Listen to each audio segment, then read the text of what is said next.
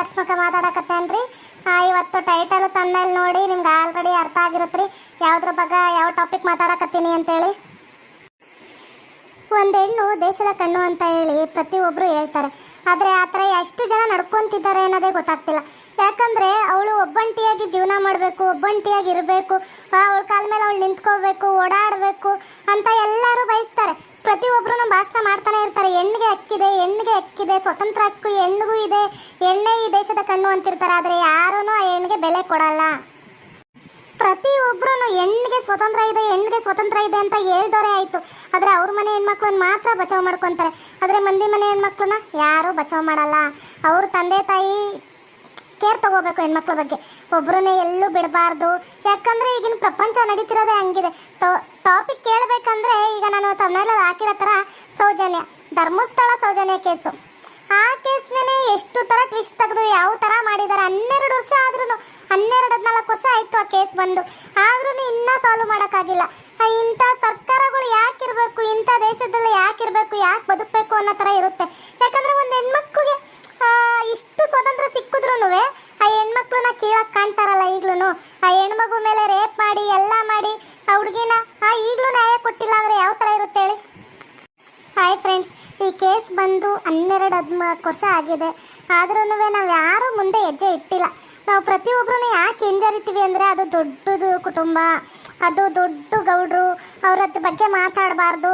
ಅವ್ರ ಬಗ್ಗೆ ಮಾತಾಡೀವಿ ಅಂದರೆ ನಾವು ಪೊಲೀಸ್ ಸ್ಟೇಷನ್ಗೆ ಹೋಗಬೇಕು, ನಾವು ಅಲ್ದಾಡಬೇಕು, ಆ ಥರ ಈ ಥರ ಅಂತೇಳಿ ನಾವು ಒಬ್ಬರ ಬಗ್ಗೆನೂ ಧ್ವನಿ ಎತ್ತಿಲ್ಲ ನಾವು.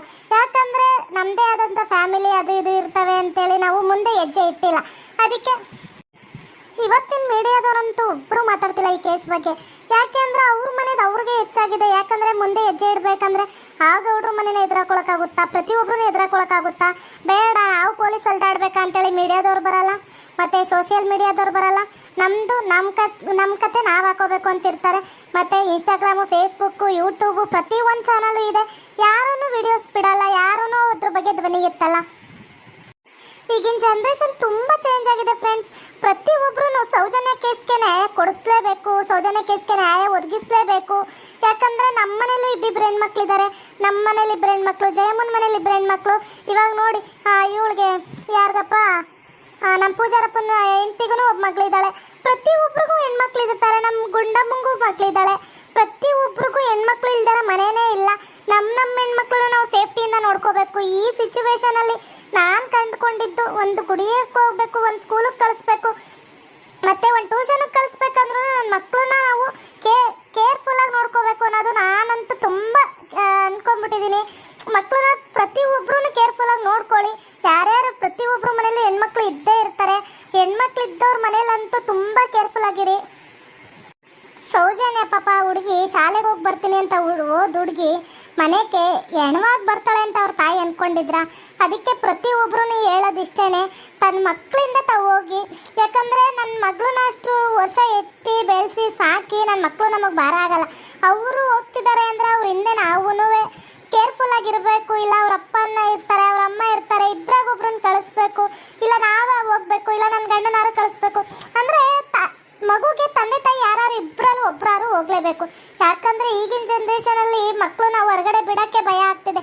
ಎಲ್ಲಿ ನೋಡು 5 ವರ್ಷದ ಹೆಣ್ಮಕ್ಳ ಮೇಲೆ, 10 ವರ್ಷದ ಹೆಣ್ಮಕ್ಳ ಮೇಲೆ ಆ ಥರ ಎಲ್ಲಕ್ಕೆ ಅತ್ಯಾಚಾರಗಳು ನಡಿಬೇಕಾದ್ರೆ ಹೆಣ್ಮಕ್ಳು ಯಾರ ಹತ್ರ ಹೇಳ್ಕೋಬೇಕು? ಆ ಹೆಣ್ಮಕ್ಳನ್ನ ಬರೀ ಇದಕ್ಕೆ ಬಳಸ್ಕೊಂಡ್ಬಿಟ್ರೆ ಹೆಣ್ಮಕ್ಳಿಗೆ ಅಧಿಕಾರ ಅನ್ನೋದು ಏನಕ್ಕೆ ಕೊಡ್ತೀರಾ? ಹಾಗಾದರೆ ಎಲ್ಲರೂ ಮನೆ ಒಳಗೆ ಕೂರಿಸ್ಬೋದಲ್ಲ. ಆದರೆ ಏನಾಯ್ತು ಈಗ ನಿಮಗೂ ಗೊತ್ತಿದೆ, ಆ ಸೌಜನ್ಯ ಕೇಸಲ್ಲಿ ನ್ಯಾಯ ಸಿಗ್ಲೇ ಇಲ್ಲ. ಪಾಪ ನಿರಪರಾಧಿನ ಕರ್ಕೊಂಡೋಗಿ ಅಪರಾಧಿ ಅಂತ ಕೂರಿಸಿ ಅವನಿಗೆ 8-9 ವರ್ಷ ಜೈಲು ಶಿಕ್ಷೆ ಕೊಟ್ಟು ಪ್ರತಿಯೊಬ್ಬರೂ ಅವನನ್ನ ನೇಣಿಗೆ ಹಾಕಬೇಕು ಅಂತಂದು ಅವನೇನು ತಪ್ಪು ಮಾಡಿಲ್ಲ ಅಂತ ಹೊರಗೆ ಬರೋ ಅಷ್ಟರಲ್ಲಿ ಪಾಪ ಅವನ ಜೀವನ ಎಷ್ಟು ನರಕದಲ್ಲಿರಬೇಕು, ಅವ್ರ ಅಪ್ಪ ಅಮ್ಮ ಎಷ್ಟು ನರಕ ಪಟ್ಟಿರಬೇಕು.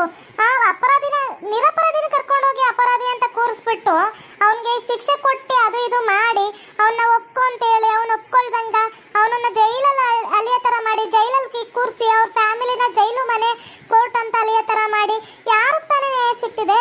ಈ ಸೌಜನ್ಯ ಕೇಸಲ್ಲಿ ಯಾರಿಗೆ ತಾನೇ ನ್ಯಾಯ ಸಿಕ್ಕಿದೆ ಹೇಳಿ? ನ್ಯಾಯ ಸಿಗಲ್ಲ. ಯಾಕಂದರೆ ನೀವು ಮಾತಾಡೋವರೆಗೂ ನಾನು ಮಾತಾಡೋವರೆಗೂ ಯಾವ ಹೆಣ್ಮಕ್ಳಿಗೂ ನ್ಯಾಯ ಸಿಗಲ್ಲ. ಏನಕ್ಕೆ ಅಂತ ಹೇಳ್ಕೊಂಬಿಡಿ. ಯಾಕಂದ್ರೆ ನಮ್ಮ ಮನೆಯಿಂದ ಯಾರು ಹೋಗಲ್ಲ. ಪ್ರತಿಯೊಬ್ರು ದಂಧೆ ಎದಳಲೇಬೇಕು. ಯಾಕಂದ್ರೆ ಹೆಣ್ಮಗುಗೆ ನ್ಯಾಯ ಸಿಗ್ಲೇಬೇಕು.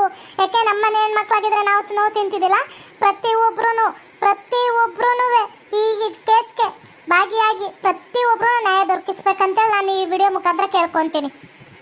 ಹೌದು ಫ್ರೆಂಡ್ಸ್, ಲಕ್ಷ್ಮಿ ಹೇಳ್ತಿರೋದು ಕರೆನೇ ಇದೆ. ನಾವು ಪ್ರತಿಯೊಬ್ಬರನ್ನು ಕೈ ಜೋಡಿಸ್ಲೇಬೇಕು.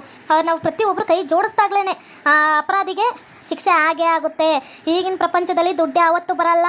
ಮನುಷ್ಯರು ಎಲ್ಲರೂ ಒಗ್ಗಟ್ಟಿಂದ ನಿಂತ್ಕೊಂಡ್ರೆ ಇಡೀ ಕರ್ನಾಟಕದ ಜನತೆ ಪ್ರತಿಯೊಬ್ಬರೂ ಮನೆಯಿಂದ ಇಬ್ಬಿಬ್ರೋದ್ರೂ ಅವ್ರ ಕೇಸ್ ಏನಾಗುತ್ತೆ ಹೇಳಿ, ಅದಕ್ಕೆ ನ್ಯಾಯ ಸಿಕ್ಕೇ ಸಿಗುತ್ತೆ. ಗುಡಿಯಕ್ಕೆ ಹೋಗ್ತೀವಿ, ಗುಡಿಗೆ ಹೋದವರು ಪ್ರತಿಯೊಬ್ಬರೂ ಧರ್ಮಸ್ಥಳದ ಹತ್ರ ಹೋಗಿ ನನಗೆ ನ್ಯಾಯ ಬೇಕೇ ಬೇಕಂತ ಪೊಲೀಸ್ ಸ್ಟೇಷನ್ ಮುಂದೆ ನಿಂತ್ಕೊಂಡ್ರೆ ಪ್ರತಿಯೊಬ್ಬರಿಗೂ ನ್ಯಾಯ ಸಿಗುತ್ತೆ. ಆದರೆ ಯಾಕೆ ಕೂತ್ಕೊಳ್ಳಲ್ಲ ಹೇಳಿ? ಅವ್ರ ಭಯ, ದುಡ್ಡು, ಅವ್ರ ದುಡ್ಡನ್ನ ಎಲ್ಲ ಕೊಂಡ್ಕೊತಾರೆ. ಇಡೀ ದೇಶನೇ ಕೊಂಡ್ಕೊಳ್ಳೋ ಮಟ್ಟಿಗಿದ್ದಾರೆ ಈಗಿನ generation. Hi friends, Soujanya case ಅಷ್ಟೇ ಅಲ್ಲ, ಆ ಊರಿನ ಜನತೆ ಹತ್ರನೇ ಪ್ರತಿಯೊಬ್ಬ ಲಾಯರು ಹೋಗಿ ಕೇಳಿದ್ದಾರೆ. ಅವರೆಲ್ಲ ಇರೋದು ಹೇಳಿದ್ದಾರೆ. ಯಾಕಂದ್ರೆ ಗೌಡ್ರು ಮುಂದೆ ಹೇಳಕ್ಕೆ ಎದುರ್ಕೋತಾರೆ, ಆದರೆ ಜನಗಳ ಮುಂದೆ ಪ್ರತಿಯೊಬ್ಬರು ಹೇಳಿದ್ದಾರೆ. ಇದೊಂದೇ ಸೌಜನ್ಯ ಕೇಸ್ ಅಷ್ಟೇ ಅಲ್ಲ, ಅದಕ್ಕೂ ಹಿಂದೆ ಒಂದು 8-10 ಕೇಸೇ ನಡೆದಿದೆ. ಎಲ್ಲನೂ ಅಲ್ಲಿಗಲ್ಲೇ ಮುಚ್ಚಾಕಿದ್ದಾರೆ. ಯಾಕೆ? ದುಡ್ಡು ಹಣ ಆಸ್ತಿ ಅಂದರೆ ಯಾವುದನ್ನು ಬೇಕಾದರೂ ಮುಚ್ಚಾಕ್ತಾರೆ. ನೋಡಿದ್ರಲ್ಲ ವೀಕ್ಷಕರೇ, ದುಡ್ಡೊಂದಿತ್ತಂದ್ರೆ ಪೊಲೀಸ್ ಅವ್ರನ್ನ ಕೊಂಡ್ಕೊಂತಾರೆ, ಸಾಕ್ಷಿಗಳನ್ನ ನಾಶ ಮಾಡ್ತಾರೆ, ನಿರಪರಾಧಿನ ಅಪರಾಧಿ ಅಂತ ಮಾಡ್ತಾರೆ. ಪ್ರತಿಯೊಂದು ನಡೀತಿದೆ. ಬರೀ ದುಡ್ಡಿಂದ ಹೋಗಿ ಮನುಷ್ಯರು ಅವ್ರ ತನನೇ ಮರ್ತ್ಕೊಂತಿದ್ದಾರೆ ಈಗ. ಹಾಯ್ ಫ್ರೆಂಡ್ಸ್, ನನಗೂ ಒಬ್ಬ ಮಗಳಿದ್ದಾಳೆ. ನಾನು ಒಂದು ಹೆಣ್ಣು ಹುಡುಗಿ. ನಾನು ಒಬ್ಳು ತಾಯಿಯಾಗಿತ್ಕೊಂಡು ಹೊರಗಡೆ ಹೆಜ್ಜೆ ಇಡೋಕ್ಕೆ ನನಗೂ ಭಯ ಆಗುತ್ತೆ. ಹೆಣ್ಮಗುಗೆ ಈಗಿನ ಕಾಲದಲ್ಲಿ ಸೇಫ್ಟಿ ಅನ್ನೋದು ಇಲ್ಲ ಅನ್ನೋ ಥರ ಆಗ್ಬಿಟ್ಟಿದೆ. ಎಲ್ಲ ಜನಗಳೆಲ್ಲ ದುಡ್ಡಿಂದ ಎಲ್ಲರಿಗೂ ಹೇಳ್ತಿಲ್ಲ. ಮುಕ್ಕಲ್ಲಲ್ಲಿ ಒಂದು 100%ಅಲ್ಲಿ 75% ಬರೀ 90% ಹೇಳ್ಕೊಳ್ಳಿ, ದುಡ್ಡಿಂದ ಹೋಗೋರೆ ಜಾಸ್ತಿ ಇರೋರು. ಬರೀ 10% ಮಾತ್ರ ನನಗೆ ದುಡ್ಡು ಬೇಡ, ನ್ಯಾಯ ಸಿಗಬೇಕು ಅಂತೇಳಿ ನಿಂತಿರೋರು. ಅದರಲ್ಲಿ ಸಮೀರ್ ಅವ್ರು ನಿಂತಿದ್ದಾರೆ. ಪ್ರತಿಯೊಬ್ಬರೂ ವಿಡಿಯೋ ಮಾಡಿ ಹಾಕೋಣ. ಈಗ ಧರ್ಮಸ್ಥಳದಲ್ಲಿ ಆ ಸೌಜನ್ಯ ಕೇಸ್ಗೆ ನ್ಯಾಯ ದೊರಕಿಸಲೇಬೇಕು, ನ್ಯಾಯ ಸಿಗಲೇಬೇಕು. ದುಷ್ಟರು ಅಟ್ಟಹಾಸ ಮಣ್ಣಾಗಲೇಬೇಕು. ಪ್ರತಿಯೊಬ್ಬರೂ ಸಪೋರ್ಟ್ ಮಾಡಿ ಅಂತ ಕೇಳ್ಕೊತೀನಿ ಈ ವಿಡಿಯೋದಲ್ಲಿ. ಹಾಯ್ ಫ್ರೆಂಡ್ಸ್, ಪ್ರತಿಯೊಬ್ಬರು ನಿಮ್ಮ ಚಾನಲ್ ಇದೆ, ಪ್ರತಿಯೊಬ್ಬರು ಯೂಟ್ಯೂಬ್, ಫೇಸ್ಬುಕ್, ಇನ್ಸ್ಟಾಗ್ರಾಮು ಪ್ರತಿಯೊಬ್ಬರು ಓಪನ್ ಮಾಡ್ತೀರಾ. ಪ್ರತಿಯೊಬ್ಬರು ಇದ್ರ ಬಗ್ಗೆ ಧ್ವನಿ ಎತ್ತಿ ಮಾತಾಡಿದಾಗಲೇ ಸೋಷಿಯಲ್ ಮೀಡಿಯಾ ಅಂದರೆ ಏನು ಅಂತ ಹೇಳಿ ಭಯ ಹುಟ್ಟಿಸ್ಬೇಕು ಅವ್ರಿಗೆ. ಪ್ರತಿಯೊಬ್ಬರು ಭಯ ಹುಟ್ಕೊಂಡು ನಡುಕ್ತಾರೆ. ಸೋಷಿಯಲ್ ಮೀಡಿಯಾ ಸದ್ಯಕ್ಕೆ ಚಿಂತೆಗೆ ಹೋಗಬಾರ್ದಪ್ಪ. ಯಾಕಂದ್ರೆ ಅವರೇ ಧ್ವನಿ ಎತ್ತಿ ಇವತ್ತು ಸೌಜನ್ಯ ಕೇಸ್ಗೆ ನ್ಯಾಯ ಕೊಡ್ಸಿದ್ದಾರೆ ಅಂತ ಅವರೇ ಅನ್ಕೋಬೇಕು. ಪ್ರತಿಯೊಬ್ಬರು ಸೌಜನ್ಯ ಕೇಸ್ಗೆ ನ್ಯಾಯ ಕೊಡ್ಸಿವೆ. ನಿಜ ಫ್ರೆಂಡ್ಸ್, ಆ ಸೌಜನ್ಯ ಕೇಸಲ್ಲಿ ಯಾವುದೋ ಒಂದು ವಿಡಿಯೋದಲ್ಲಿ ನೋಡಿದೆ. ನನಗೆ ಎಷ್ಟು ಅಳು ಬರುತ್ತೆ ಅಂದರೆ, ನಿಷ್ಠಾವಂತ ಪೊಲೀಸರು ಇರ್ತಾರೆ ಅನ್ನೋದಕ್ಕೆ ಅದೇ ಸಾಕ್ಷಿ. ಆ ವಿಡಿಯೋದಲ್ಲಿ ಅವರೆಲ್ಲರೂ ಕುತ್ಕೊಂಡು ಇದು ಅಂದರೆ ಹೇಳ್ತಿರ್ತಾರೆ, ನನ್ನ ಮಗಳಿಗೆ ಈ ಥರ ಆಯಿತು, ನನ್ನ ಮಗಳನ್ನ ಈ ಥರ ಕೆಡಿಸಿದ್ದಾರೆ, 5-6 ಮಂದಿ ಕೆಡಿಸಿದ್ದಾರೆ, ಆದರೆ ಒಬ್ಬರ ಮೇಲೆ ಬಂದಿದೆ, ಒಬ್ಬರ ಹತ್ರ ಕೊಲ್ಲಕ್ಕೆ ಸಾಧ್ಯ ಇಲ್ಲ, 5-6 ಜನ ನನ್ನ ಮಗಳನ್ನ ಅತ್ಯಾಚಾರ ಮಾಡಿದ್ದಾರೆ ಅಂತೇಳಿ ಹೇಳ್ಬೇಕಾದ್ರೆ ಒಬ್ಬರು ಪೊಲೀಸು ಹಿಂದೆ ನಿಂತಿರ್ತಾರೆ. ಅವ್ರು ಎಷ್ಟು ಕಣ್ಣೀರಾಗ್ತಾರೆ ಗೊತ್ತಾ? ಅವ್ರ ಮನೇಲಿ ಹೆಣ್ಮಗಳು ಇರ್ತಾಳೆ, ಅವ್ರಿಗೆ ಗೊತ್ತಿರುತ್ತೆ ಕಷ್ಟ ಏನಂತೇಳಿ. ಆದರೆ ಅವ್ರಿಗೆ ನ್ಯಾಯ ಕೊಡ್ಸೋಕೆ ಆಸೆ ಇರುತ್ತೆ, ಆದರೆ ಮೇಲ್ಗಡೆ ಇರೋ ಅಧಿಕಾರಿಗಳು ಅದಕ್ಕೆ ನ್ಯಾಯ ಕೊಡ್ಸಲ್ಲ. ಪ್ರತಿಯೊಬ್ಬರನ್ನ ಧ್ವನಿ ಎತ್ತಲೇಬೇಕು. ಸೋಷಿಯಲ್ ಮೀಡಿಯಾದಲ್ಲಿ ಪ್ರತಿಯೊಬ್ಬರನ್ನ ಧ್ವನಿ ಎತ್ತು, ಪ್ರತಿ ಚಾನಲಲ್ಲೂ ವಿಡಿಯೋ ಮಾಡಾಕಿ. ಪ್ರತಿಯೊಬ್ಬರು ವಿಡಿಯೋ ಮಾಡಾಕ್ದಾಗ ಈ ದಿಲ್ಲಿಯಿಂದ ಅದೇನೋ ಮಂಡ್ಯದಿಂದ ದಿಲ್ಲಿವರೆಗೂ ಅಂತಾರಲ್ಲ, ಹಳ್ಳಿಯಿಂದ ದಿಲ್ಲಿವರೆಗೂ ಅಲ್ಲಿವರೆಗೂ ಹೋಗ್ಬೇಕು ವಿಡಿಯೋ. ಆ ಥರ ಶೇರ್ ಮಾಡಿ ಪ್ರಧಾನಮಂತ್ರಿ ಗಂಟ ಹೋಗ್ಬೇಕು. ಅವಾಗ ಈ ಕೇಸ್ಗೆ ನ್ಯಾಯ ಸಿಕ್ಕೇ ಸಿಗುತ್ತೆ. ಪ್ರತಿಯೊಬ್ಬರು ವಿಡಿಯೋ ಮಾಡಾಕಿ ಅಂತ ನಾನು ನಿಮ್ಮ ಹತ್ರ ಕೇಳ್ಕೊತೀನಿ. ಸಮೀರ್ ಅವ್ರು ಹೇಗೆ ಮುಂದೆ ಬಂದರು ಈ ನ್ಯಾಯಕ್ಕೆ, ಸೌಜನ್ಯ ಕೇಸ್ಗೆ ನ್ಯಾಯ ಕೊಡಿಸ್ಬೇಕಂತೇಳಿ ಪ್ರತಿಯೊಬ್ಬರೂ ನ್ಯಾಯ ಕೊಡಿಸ್ಲೇಬೇಕು. ಪ್ರತಿಯೊಬ್ಬರು ಅದ್ರ ಬಗ್ಗೆ ಮಾತಾಡಿ ನ್ಯಾಯ ಕೊಡ್ಸೋಣ, ಪ್ರತಿಯೊಬ್ಬರೂ ಕೈ ಜೋಡಿಸೋಣ. ಹಾಯ್ ಫ್ರೆಂಡ್ಸ್, ಈ ವಿಡಿಯೋ ಮುಖಾಂತರ ನಾನು ನಿಮ್ಮ ಹತ್ರ ಶೇರ್ ಮಾಡ್ಕೊಳ್ಳೋದೇನೆಂದರೆ, ಪ್ರತಿಯೊಬ್ಬರ ಮನೇಲಿ ಹೆಣ್ಮಕ್ಳು ಇದ್ದೇ ಇರ್ತಾರೆ.